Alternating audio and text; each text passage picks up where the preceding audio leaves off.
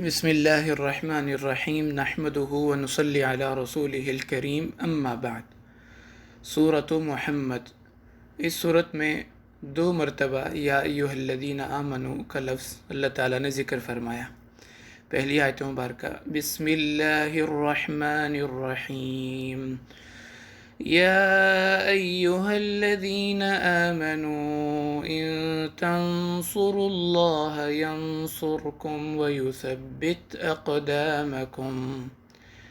اے ایمان والو، اگر تم اللہ کے دین کی مدد اور اس کی خدمت کرو گے، اللہ تمہاری مدد فرمائیں گے اور تمہارے پاؤں جما دیں گے، یعنی زندگی کے ہر محاذ میں اللہ تمہیں کامیاب فرمائیں گے۔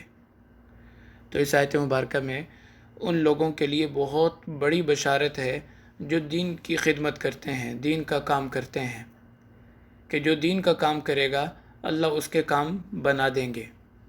اسی طرح ایک حدیث میں فرمایا کہ تم دوسروں کی مدد کرو، اللہ تمہاری مدد فرمائیں گے۔ ان اللہ تعالی فی عون العبد ما کان العبد فی عون اخیہ، کہ اللہ تعالیٰ اس وقت تک اپنے بندے کی مدد کرتے رہتے ہیں، کام بناتے رہتے ہیں جب تک وہ اپنے بھائی کی مدد میں اور اس کے کام میں لگا ہوتا ہے۔ یعنی اس کا کام ہو یا نہ ہو، لیکن آپ کا کام ضرور ہو جائے گا۔ اس کی وجہ یہ کہ اس کا کام بنانے کی آپ فکر کر رہے ہیں، آپ محنت کر رہے ہیں، کوشش کر رہے ہیں، جبکہ آپ کا کام بنانے کے لیے اللہ تعالیٰ مدد فرما رہے ہیں، تو آپ کا کام تو ہو ہی جائے گا، اس کا ہو یا نہ ہو وہ نصیب کی بات ہے۔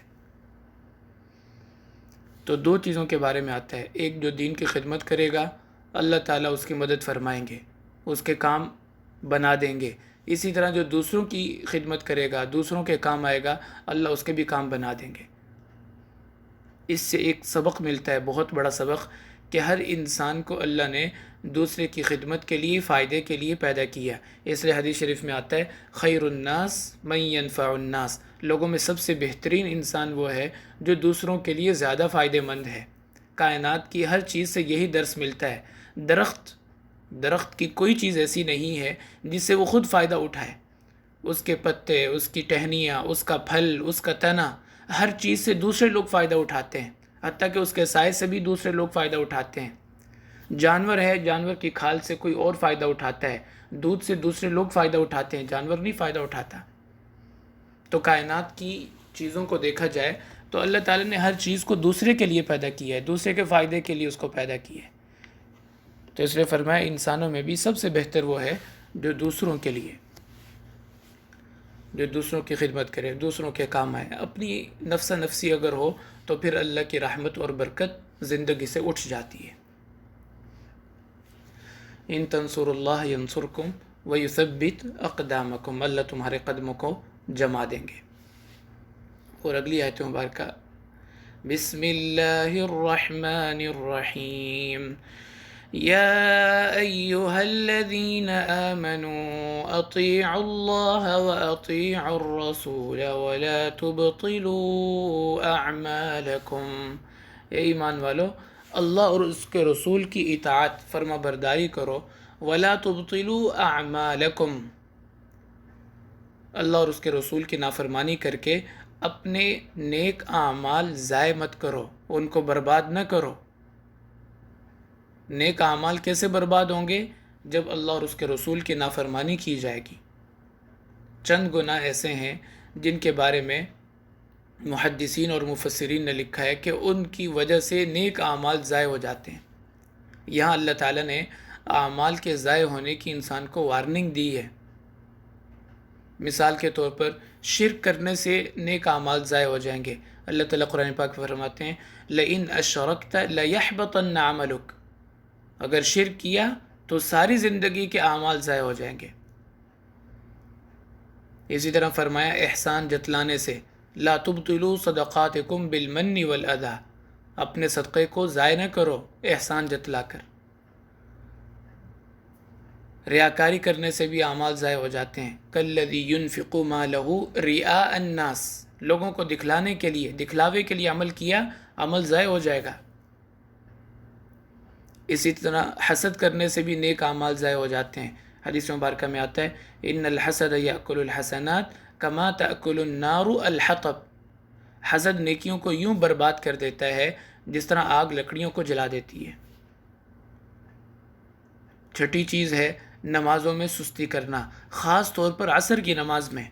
اس لیے تو عصر کی نماز کی اللہ نے بڑی تاکید فرمائی ہے، حافظوا علی الصلوات والصلاۃ الوسطی، نمازوں کا خیال رکھو، خاص طور پہ درمیانی نماز یعنی عصر کی نماز۔ اور بخاری شریف کی روایت ہے، من ترک صلاۃ العصر حبط عملہ، جو عصر کی نماز کو چھوڑ دے گا اس کی نیکیاں ضائع ہو جائیں گی۔ اور ساتویں بات کہ کسی کے بارے میں بدگمانی کرنا یا اس کے بارے میں کہنا کہ اس کی کبھی مغفرت نہیں ہوگی، یا یہ کہنا کہ یہ تو پکا جہنمی ہے۔ حضرت جندب رضی اللہ تعالیٰ نے روایت فرماتے ہیں کہ آپ صلی اللہ علیہ وسلم نے ایک آدمی کا تذکرہ فرمایا، بنی اسرائیل کے ایک شخص کا تذکرہ اور واقعہ سنایا کہ اس نے ایک دفعہ دوسرے کے بارے میں کہا، واللہ لا یغفر اللہ لفلان، قسم خدا کی اس کی تو کبھی مغفرت نہیں ہوگی۔ تو اللہ تعالیٰ نے وقت کے نبی پر وحی نازل فرمائی اور فرمایا، من ذا الذی یتألی علیہ، کون میرے بارے میں قسم کھاتا ہے کہ میں فلاں کی مغفرت نہیں کروں گا۔ فإنی قد غفرت لفلان، اس کو بتا دو کہ میں نے اس کی مغفرت کر دی، وأحبطت عملک، اور تیری ساری زندگی کے اعمال ضائع کر دیے۔ تو کسی کے بارے میں بدگمانی نہ کریں یا اس طرح کا تبصرہ نہ کریں کہ ان کی تو مغفرت نہیں ہونی۔ فیصلہ تو اللہ نے کرنا ہے، ہم نے تو نہیں کرنا، ہمیں تو اپنے بارے میں کچھ پتہ نہیں ہے۔ اور آٹھویں بات کہ اللہ کے نبی صلی اللہ علیہ وسلم کی بے ادبی کرنا، بے احترامی کرنا، یا ان کے دنیا سے جانے کے بعد ان کے جو وارث ہیں، وارث انبیاء یعنی علماء کی بے قدری کرنا، ان کی تحقیر کرنا۔ سورۃ الحجرات میں اللہ فرماتے ہیں، ابھی آپ پڑھیں گے آگے، لا ترفعوا اصواتکم فوق صوت النبی ولا تجهروا له بالقول كجهر بعضکم لبعض ان تحبط اعمالکم وانتم لا تشعرون، تمہاری زندگی کی ساری نیکیاں برباد ہو جائیں گی اور تمہیں خبر بھی نہیں ہوگی۔ اور نویں بات ظلم کرنا، کسی کے ساتھ زیادتی کرنا۔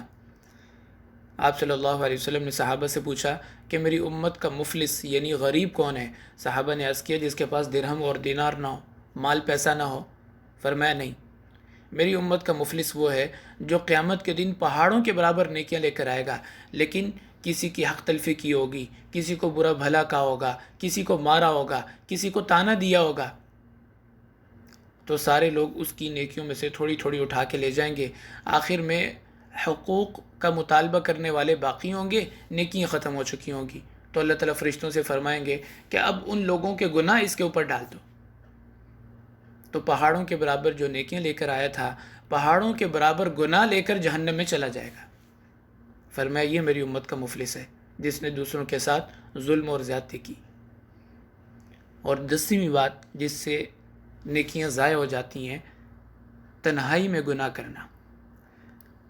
آپ صلی اللہ علیہ وسلم نے فرمایا میری امت کے کچھ لوگ تہامہ کے پہاڑوں کے برابر نیک اعمال لے کر آئیں گے، لیکن اللہ تعالیٰ ان کے تمام نیک اعمال کو ٹھکرا دیں گے، یوں ہو جائے گا جیسے کوئی ہوا ہوتی ہے، بے حیثیت ہو جائیں گے۔ صحابہ نے عرض کیا وہ کون ہوں گے، ہمیں ان کی علامات اور نشانی بتا دیں۔ آپ نے فرمایا وہ اسی طرح نمازیں پڑھیں گے جیسے تم پڑھتے ہو، اسی طرح روزے رکھیں گے جیسے تم رکھتے ہو، اسی طرح دین پر چلیں گے جیسے تم چلتے ہو، لیکن جب وہ تنہائی میں جائیں گے تو اللہ کی نافرمانی کریں گے، خلوت کے گناہوں سے نہیں بچیں گے، اللہ تعالیٰ قیامت کے دن ان کی تمام نیکیوں کو برباد کر دیں گے۔ اللہ تعالیٰ ہماری حفاظت فرمائے۔ موبائل کی جو لعنت ہے اس نے اس کام کو بہت آسان کر دیا ہے، تنہائی کے گناہ۔ کون کیا دیکھ رہا ہے؟ پہلے تو گناہ بڑا مشکل ہوتا تھا، کسی نے کوئی فلم دیکھنی ہے، کوئی ڈرامہ دیکھنا ہے تو سینما تو شریف بندہ نہیں جا سکتا تھا، ٹوپی داڑھی والا، اچھے حلیے والا، وہ تو اس کے قریب سے سامنے سے گزرتے ہوئے بھی شرماتا تھا۔ اب تو موبائل میں سب کچھ ہے، دیکھو دین کا بھرم بھی رہے گا اور نیک نامی بھی رہے گی، سب کچھ چلتا بھی رہے گا۔ تو اس لیے فرمایا وَلَا تُبْطِلُوا أَعْمَالَكُمْ، اپنے اعمال کو ضائع نہ کرو۔ اس سے علماء نے یہ مسئلہ بھی نکالا کہ نیک عمل شروع کرنے سے اس کو پورا کرنا لازم ہو جاتا ہے، درمیان میں اس کو چھوڑ نہیں سکتے، کیونکہ اللہ نے منع فرمایا کہ اپنے عمل کو ضائع نہ کرو، درمیان میں چھوڑ دیں گے تو عمل ضائع ہو جائے گا۔ اور نیک عمل جب شروع کر لیں چاہے وہ نفل ہی کیوں نہ ہو اس کو پورا کرنا لازم ہوتا ہے. اگر نہیں پورا کیا تو پھر اس کی قضا کرنی ہوگی. آگے ہے سورۃ الحجرات. سورۃ الحجرات میں 5 دفعہ اللہ تعالیٰ نے یا ایھا الذین آمنوا کا لفظ ذکر فرمایا ہے، بلکہ یہ قرآن پاک کی دوسری صورت ہے جو شروع ہی یا ایھا الذین آمنوا کے لفظ سے ہو رہی ہے. جس طرح سورۃ المائدہ وہ بھی یا ایھا الذین آمنوا کے لفظ سے شروع ہوئی، تو یہ صورت بھی یا ایھا الذین آمنوا کے لفظ سے اللہ تعالیٰ نے شروع فرمائی ہے. بسم اللہ الرحمن الرحیم. يا أيها الذين آمنوا لا تقدموا بين يدي الله ورسوله واتقوا الله إن الله سميع عليم. يا أيها الذين آمنوا لا ترفعوا أصواتكم فوق صوت النبي ولا تجهروا له بالقول كجهر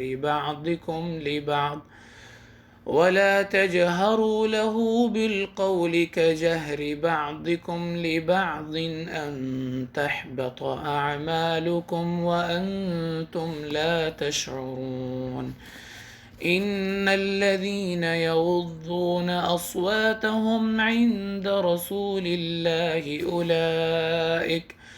أولئك الذين امتحن الله قلوبهم للتقوى لهم مغفرة وأجر عظيم. صدق اللہ العظیم. اے ایمان والو، لا تقدموا بین یدی اللہ ورسولہ واتقوا اللہ. اللہ اور اس کے رسول سے پیش قدمی نہ کرو کسی بات میں، کسی کام میں یا کسی فیصلے میں. یعنی اللہ اور اس کے رسول جب تک کوئی فیصلہ نہ فرمائے، جب تک کوئی بات نہ کریں، تم اس بات کے بارے میں کوئی تبصرہ نہ کرو، کوئی مشورہ نہ دو جب تک تم سے مشورہ نہ مانگا جائے، کوئی فیصلہ نہ کرو جب تک کہ اللہ اور اس کے رسول اس کے بارے میں کوئی رہنمائی نہ فرمائے.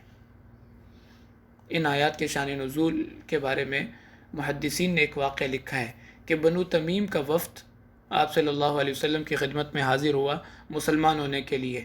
آپ صلی اللہ علیہ وسلم کی عادت مبارکہ تھی کہ قبیلے کے لوگ جب مسلمان ہو جاتے تو آپ اپنی طرف سے کسی آدمی کو قبیلے کا امیر منتخب فرماتے، یعنی اسی قبیلے میں سے کسی شخص کو اپنی طرف سے امیر منتخب فرماتے. تو جب یہ مسلمان ہو گئے تو اب ان کی امارت منتخب کرنے کا موقع تھا کہ کسی کو امیر بنا دیا جائے. تو آپ نے نہ تو کوئی فیصلہ ابھی کیا اور نہ کسی سے مشورہ مانگا. حضرت ابوبکر رضی اللہ تعالیٰ فرمانے لگے کہ قعقاع بن معبد کو امیر بنا دیں. حضرت عمر رضی اللہ تعالیٰ فوراً عرض کرنے لگے کہ اقرع بن حابس کو امیر بنا دیں. تو حضرت ابوبکر رضی اللہ تعالیٰ نے فرمایا کہ یہ تو بس میری مخالفت کر رہے ہیں اور کچھ نہیں، کہ میں نے کہا قعقاع بن معبد کو امیر بنا دیں، فوراً یہ کہہ رہے ہیں کہ اقرع بن حابس کو بنا دیں، تو یہ تو بس میری مخالفت کر رہے ہیں. تو حضرت عمر رضی اللہ عنہ فرمانے لگے کہ آپ بھی تو میری مخالفت ہی کر رہے ہیں. اب یہ بات تکرار کی صورت اختیار کر گئی اور آواز بلند ہو گئی. مجلس کا وقار اور بارگاہ رسالت کے آداب چھوٹنے لگے. اس پر اللہ تعالیٰ نے یہ آیت مبارکہ نازل فرمائی. لا تقدموا بین یدی اللہ ورسولہ واتقوا اللہ. اللہ اور اس کے رسول سے پیش قدمی نہ کرو، آگے نہ بڑھو. واتقوا اللہ، اور اللہ سے ڈرو. ان اللہ سمیع علیم. اللہ تعالیٰ ہر بات کو سنتے ہیں اور ہر بات کو جانتے ہیں.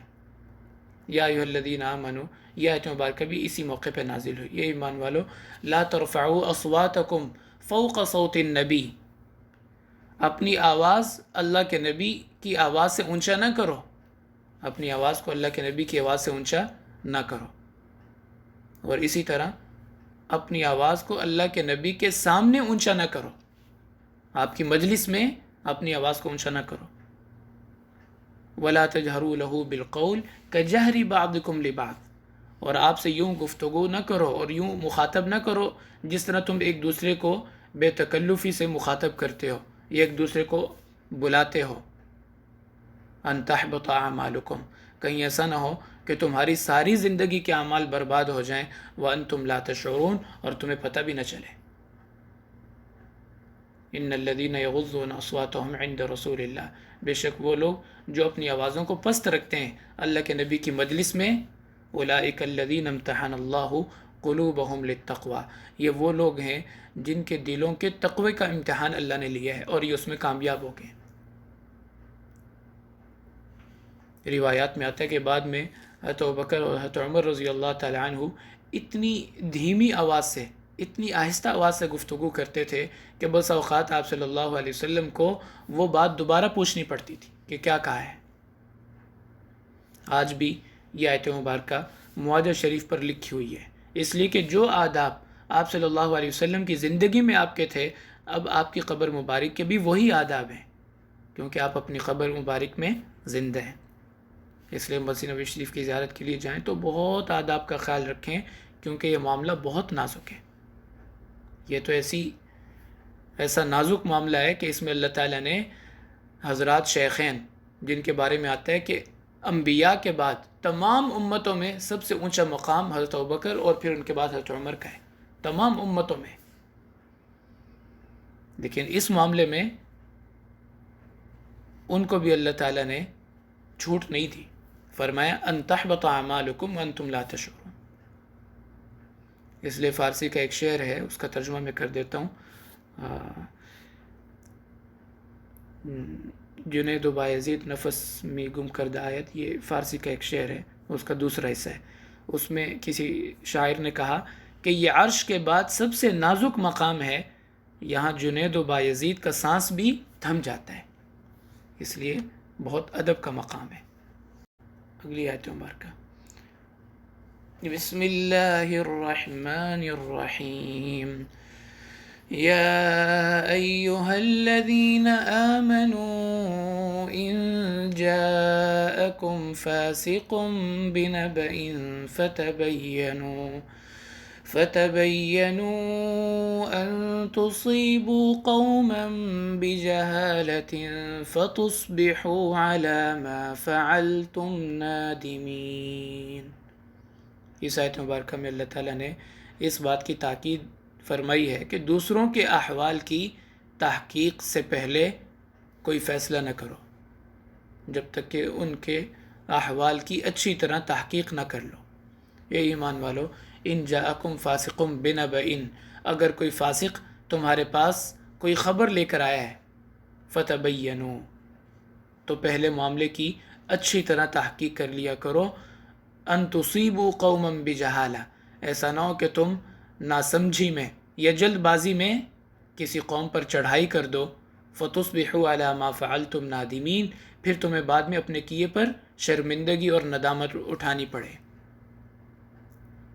اس آیت کے شان نزول میں مفسرین نے واقعہ لکھا ہے کہ قبیلہ بنو المصطلق کے سردار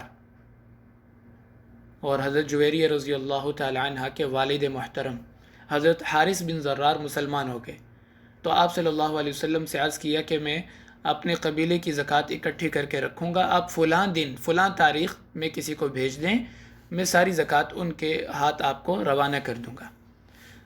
تو آپ صلی اللہ علیہ وسلم نے حضرت ولید بن عقبہ بن ابی معیط کو بھیجا زکوٰۃ وصول کرنے کے لیے۔ اس کے جو والد تھے، ان کے والد عقبہ بن ابی معیط، وہ تو کافر تھے بلکہ مکہ کے سرداروں میں سے تھے۔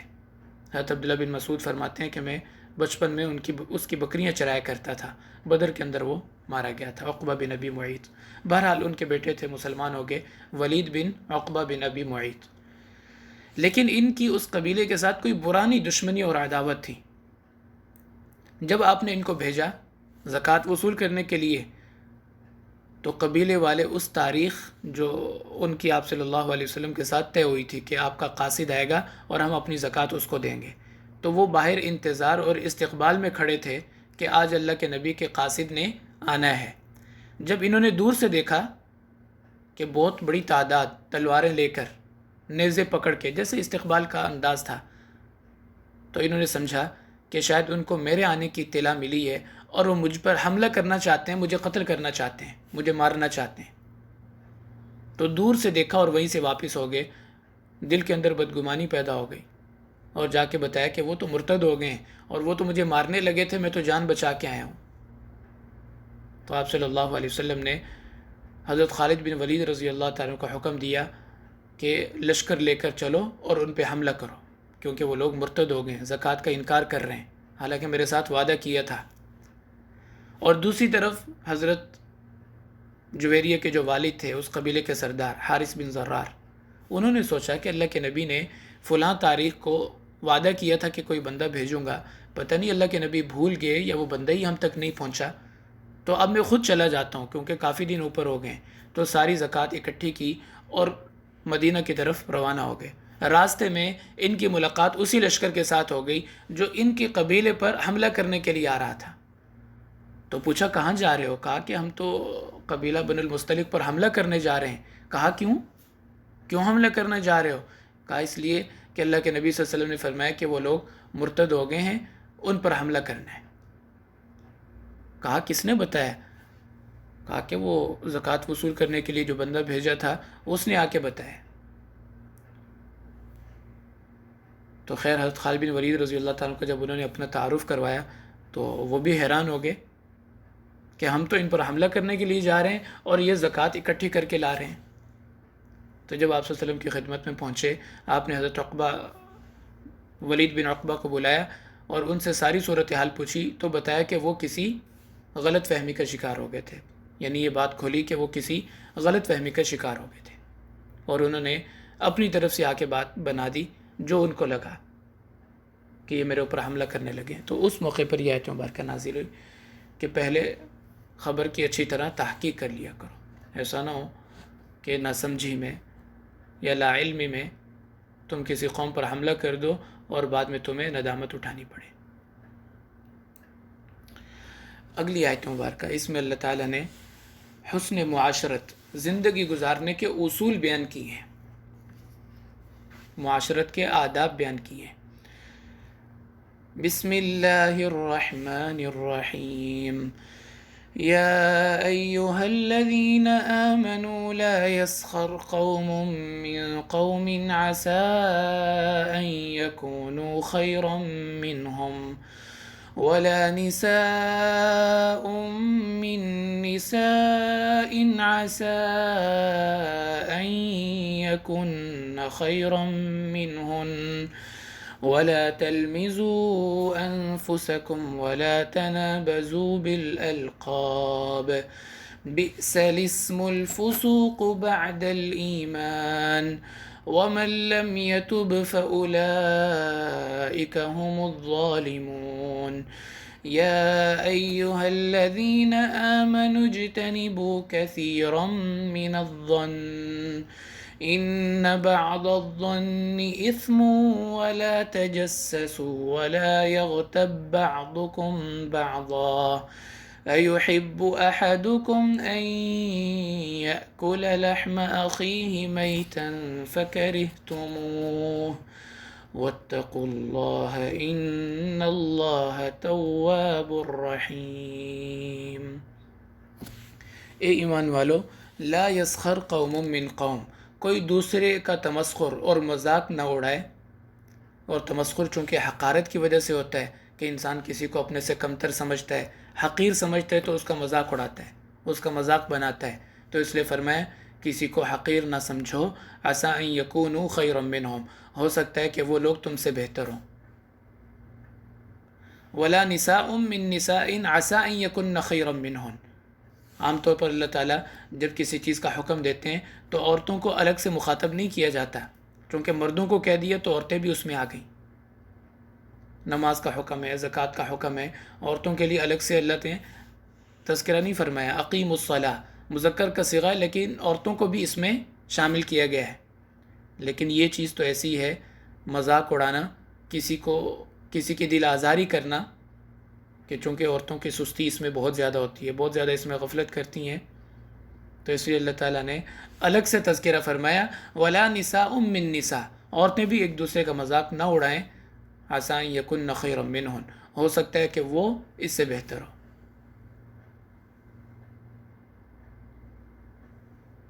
تو اس معاملے میں چونکہ خواتین میں کمزوری پائی جاتی ہے، اس لیے بطور خاص الگ سے ان کو مخاطب کیے کہ دوسروں کا مذاق نہ بناؤ۔ ولا تلمزوا انفسکم، اور دوسرا حکم یہ دیا کہ اپنے مسلمان بھائی کو تانا نہ دو، کیونکہ جو کسی کو تانا دے گا اس وقت تک اس کو موت نہیں آئے گی جب تک خود اس گناہ میں مبتلا نہ ہو جائے۔ حدیث شریف میں آتا ہے من عیر اخاہ بذنب لم یمت حتی یعملہ، جو اپنے بھائی کو کسی گناہ پر عار دلائے گا، شرمندہ کرے گا، تانا دے گا، اس وقت تک اس کو موت نہیں آئے گی جب تک وہ کام خود نہ کر لے۔ اور تیسری بات فرمائی ولا تنابزوا بالالقاب، دوسروں کے الٹے نام نہ، دوسروں کو الٹے ناموں سے مت پکارو۔ ہمارے ہاں کیا ہوتا ہے، ہر بچے کا الٹا نام ضرور رکھا ہوتا ہے، ہر آدمی کا الٹا نام ضرور رکھا ہوتا ہے۔ کسی کو کوڈو کہہ دیتے ہیں، لمبو کہہ دیتے ہیں، لنگڑا کہہ دیتے ہیں، انا کہہ دیتے ہیں، رنگ کا کالا ہو تو اس کو حبشی کہہ دیتے ہیں۔ تو ہر ایک کا الٹا نام رکھا ہوتا ہے، بلکہ اب تو اصل نام کو بھی بگاڑتے ہیں۔ جیسے عورت کا نام ہو عابدہ تو اس کو کہتے ہیں آبے، ساجدہ کو کہہ دیتے ہیں ساجے، یہ بھی درست نہیں ہے۔ جو صحیح نام ہو اسی نام سے پکارنا چاہیے۔ کبھی ماں باپ پیار سے اپنے بچے کا نام اس طرح کا لیتے ہیں لیکن پھر ساری زندگی وہی نام مشہور ہو جاتا ہے، اس لیے شروع سے ہی جو بچے کا صحیح نام ہے وہی پکارنا چاہیے۔ الٹے نام بالکل درست نہیں ہے۔ ایک دفعہ امام بخاری رحمۃ اللہ علیہ سے کسی نے پوچھا کہ بعض محدثین کے ناموں کے ساتھ اس طرح کے الفاظ ملتے ہیں، اعرج، لنگڑا، تو فرمایا اگر تو تعارف کے لیے ہو پھر تو ٹھیک ہے، اس راوی کا تعارف کروانے کے لیے، کیونکہ اس کے نام کا حصہ بن چکا ہوتا ہے، لیکن فرمایا اگر عیب کے لیے ہو پھر جائز نہیں ہے، تعارف کے لیے، کیونکہ کئی دفعہ نام وہ عیب نہیں بلکہ وہ تعارف ہی اس بندے کا بن جاتا ہے، اس کو لوگ اسی نام سے پکارتے ہیں اور وہ اس بات کو برا بھی محسوس نہیں کرتا، لیکن عام طور پہ لوگ برا سمجھتے ہیں۔ اور آگے فرمایا بئس الاسم الفسوق بعد الایمان، ایمان قبول کرنے کے بعد برائی کا نام یا گناہ کا نام انسان کے ساتھ لگ جائے، یہ بہت بری اس کے لیے بات ہے، یعنی معصیت کی ذلت اس کو ملے، بدنامی اس کو ملے کہ یہ تو فلاں گناہ کرتا ہے۔ اس لیے ہمارے حضرت دعا مانگتے ہوتے ہیں کہ یا اللہ معصیت کی ذلت سے محفوظ فرما، طاعات کی عزت نصیب فرما۔ ایمان لانے کے بعد کسی گناہ کی وجہ سے انسان بدنام ہو جائے، یہ بہت برا انجام ہے اس کا، اس لیے ان گناہوں سے بچو، کیونکہ یہ گناہ ایسے ہیں جو انسان کی اپنی عزت کو رول دیتے ہیں، خاک میں ملا دیتے ہیں۔ اور یہی مضمون اللہ تعالیٰ نے اگلی آیات میں بھی فرمایا، یا ایھا الذین آمنوا، اے ایمان والو، اجتنبوا کثیرا من الظن، الٹی سیدھی سوچوں سے بچو۔ ہر وقت دوسروں کے بارے میں منفی سوچ رکھنا کہ اس نے اس لیے یہ کہا ہوگا، اس لیے یہ کیا ہوگا۔ ان بعض الظن اثم، بعض سوچیں یہ انسان کو گناہ میں مبتلا کر دیتی ہیں۔ دوسرے حدیث مبارکہ میں آتا ہے بدگمانی سے بچو، یہ نیرا جھوٹ ہے۔ ایاک والظن فإن الظن اکذب الحدیث، تو بدگمانی نہیں کرنی چاہیے۔ ولا تجسسوا، اور اگلی بات فرمائی کسی کی ٹوہ میں نہ لگو، یعنی اس کے ذاتی اور اندرونی معاملات میں مداخلت نہ کرو، کون کب کہاں کیا کر رہا ہے، ان چیزوں سے آپ جتنا دور رہیں اتنا ہی پرسکون رہیں گے۔ کون کہاں کیا کب کس کے ساتھ، یہ چیزیں چھوڑ دیں، زندگی سے نکال دیں ان کو۔ ولا تجسسوا، دوسروں کے حالات کے پیچھے نہ پڑو۔ ولا یغتب بعضکم بعضا، اور ایک دوسرے کی غیبت نہ کرو، برائی نہ کرو، پیٹھ پیچھے اس کی برائی نہ کرو۔ اس کی مثال بالکل یوں ہے، ایحب احدکم، کیا تمہیں یہ بات گوارا ہے، ان یأکل لحم اخیہ میتا، تم اپنے مرے ہوئے بھائی کا گوشت کھاؤ، فکرہتموہ، کوئی بھی اس کو گوارا نہیں کرے گا، سب اس کو برا سمجھیں گے۔ تو غیبت کرنا ایسے ہی ہے جیسے اس کا گوشت کھانا۔ واتقوا اللہ، اللہ سے ڈرو، ان اللہ تواب الرحیم، اللہ توبہ قبول کرنے والے اور رحم کرنے والے ہیں، یعنی یہ گناہ اگر پہلے ہو گئے تو اللہ معاف فرما دیں گے، لیکن آئندہ نہ کرنا۔ اور آگے یا ایھا الناس انا خلقناکم من ذکر و انثی وجعلناکم شعوبا وقبائل لتعارفوا. اللہ فرماتے ہیں یہ قوم، قبیلہ، خاندان، زبان، رنگ، نسل، یہ وطن، یہ چیزیں تو اللہ نے تعارف کے لیے پیدا کی ہیں. یہ تعریف یا فضیلت یا برتری کی بنیاد نہیں ہے، کیونکہ تم سب آدم کی اولاد ہو. یہ چیزیں تو اللہ نے تعارف کے لیے پیدا کی ہیں. اگر کوئی چیز فضیلت یا تعریف کی وجہ ہے تو وہ نیکی اور تقوی ہے. ان اکرمکم عند اللہ اتقاکم. اللہ کی نظر میں عزت والا وہی ہے جو متقی ہے. حجۃ الوداع کے موقع پر آپ صلی اللہ علیہ وسلم نے کیا خوبصورت بات ارشاد فرمائی. فرمایا لا فضل لعربی علی عجمی ولا احمر علی اسود الا بالتقوی. کسی عربی کو کسی عجمی پر، کسی سفید کو کسی گورے کو کالے پر کوئی فضیلت، کوئی برتری حاصل نہیں ہے الا بالتقوی، سوائے نیکی تقوی کے. کلکم من آدم، تم سب آدم کی اولاد ہو. وآدم خلق من تراب، اور آدم علیہ السلام کو اللہ نے مٹی سے پیدا کیا ہے. تم سب کی بنیاد ایک ہے. تو یہاں اللہ تعالیٰ نے 6 باتوں کا تذکرہ فرمایا. کسی کا مذاق نہ اڑاؤ. دوسری بات فرمائی کہ تانا نہ دو. تیسری بات فرمائی ولا تنابزوا بالالقاب، الٹے ناموں سے نہ پکارو. چوتھی بات فرمائی بدگمانی نہ کرو. اور پانچویں بات فرمائی ولا تجسسوا، کسی کی ٹوہ میں نہ لگو، اس کے اندرونی حالات اور معاملات کے پیچھے نہ پڑو. اور چھٹی بات فرمائی ولا یغتب بعضکم بعضا، کہ کسی کی غیبت نہ کرو. تو یہ آداب معاشرت اللہ نے سکھائے ہیں، جس کی وجہ سے معاشرے کے اندر حسن پیدا ہوتا ہے، اتفاق پیدا ہوتا ہے، محبتیں پیدا ہوتی ہیں. اور اگر ان چیزوں کو اگنور کیا جائے گا، ان چیزوں کو چھوڑ دیا جائے گا، ہلکا لیا جائے گا، تو نفرتیں پیدا ہوں گی، دشمنیاں پیدا ہوں گی، اختلافات پیدا ہوں گے. اللہ تعالیٰ ان برائیوں سے ہماری اور ہماری نسلوں کی بھی حفاظت فرمائے. وآخر دعوانا ان الحمد للہ رب العالمین.